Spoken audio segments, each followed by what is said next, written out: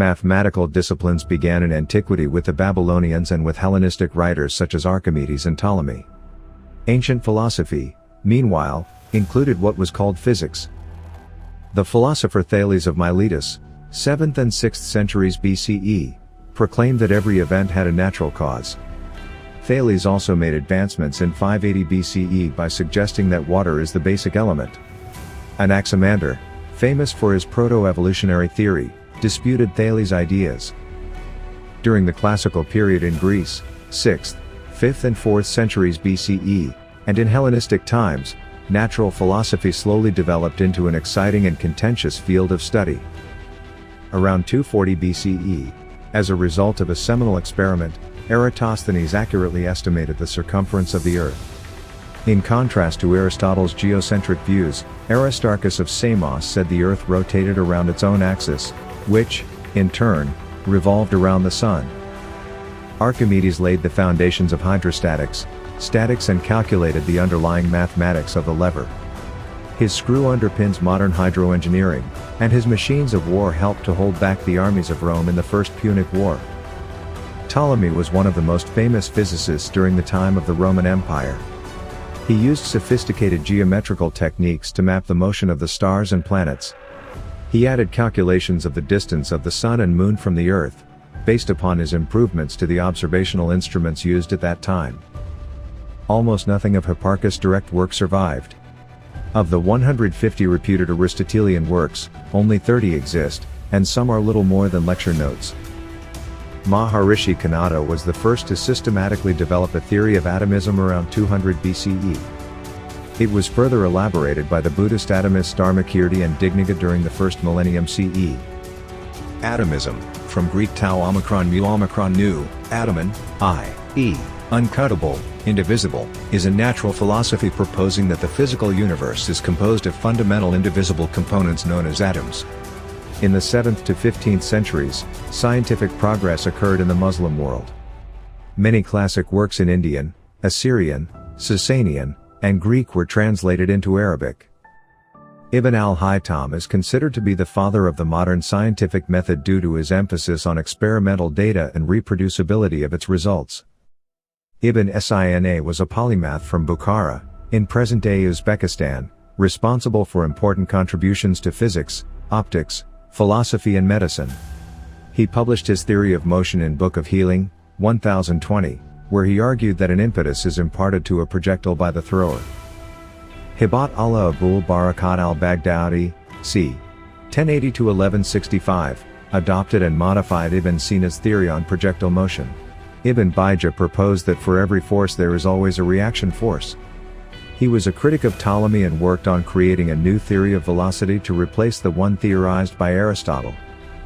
Nasir al-Din al-Tusi was a Persian astronomer and mathematician who died in Baghdad. Scholastic European scholars sought to reconcile the philosophy of the ancient classical philosophers with Christian theology. Aristotelian physics became the foundation for the physical explanations of the European churches. Scholastic physics described things as moving according to their essential nature. The theory of impetus, the ancestor to the concepts of inertia and momentum, was developed along similar lines by medieval philosophers such as John Philoponus and Jean Buridan. During the 16th and 17th centuries, the scientific revolution took place in Europe. Dissatisfaction with older philosophical approaches had begun earlier and had produced other changes in society. Polish astronomer Nicholas Copernicus, 1473 to 1543, gave strong arguments for the heliocentric model of the solar system. The Greek-Egyptian astronomer Ptolemy, 2nd century CE, had suggested that the Earth revolves around the Sun. Galileo's role in the university culture of his era was subordinated to the three major topics of study: law, medicine, and theology. He was famous for his support for Copernicanism, his astronomical discoveries, empirical experiments and his improvement of the telescope. Galileo's support for heliocentrism provoked controversy and he was tried by the Inquisition. His discovery of the Jovian moons was published in 1610 and enabled him to obtain the position of mathematician and philosopher to the Medici court. French philosopher René Descartes, 1596 to 1650, was well connected to, and influential within, the experimental philosophy networks of the day. He had a more ambitious agenda, which was geared toward replacing the scholastic philosophical tradition altogether.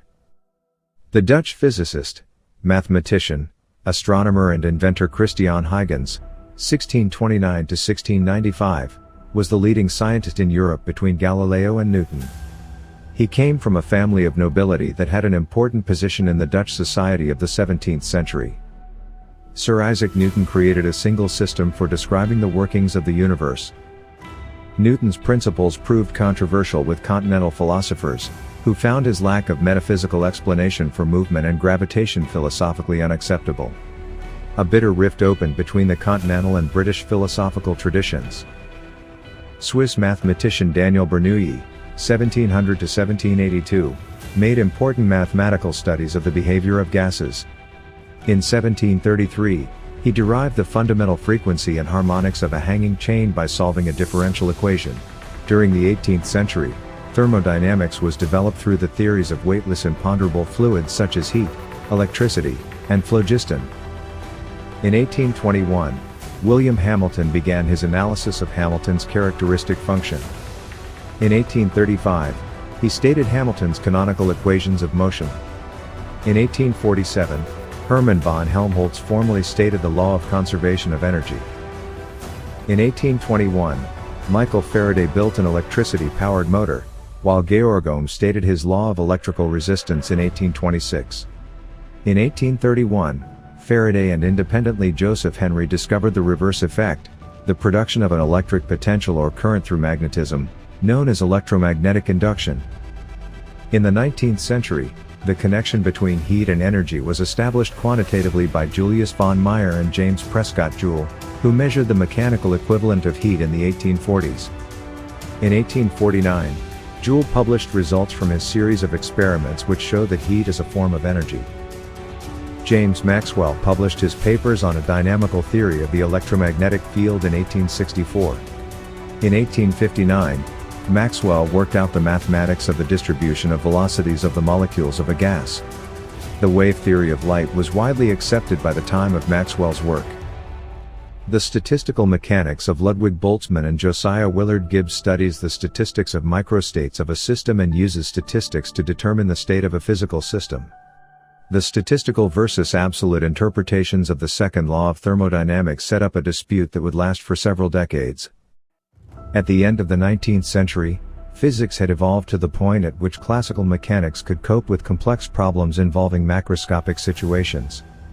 The triumph of Maxwell's theories, for example, was undermined by inadequacies that had already begun to appear. In 1896, Henri Becquerel discovered that certain kinds of matter emit radiation on their own accord. In 1897, J. Thomson discovered the electron, and new radioactive elements found by Marie and Pierre Curie. Einstein's radical theory of relativity revolutionized science.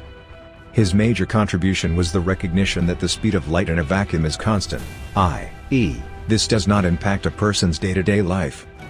Einstein argued that electromagnetic laws should remain valid independent of reference frame.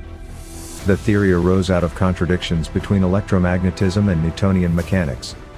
Einstein demolished the ether concept in his special theory of relativity.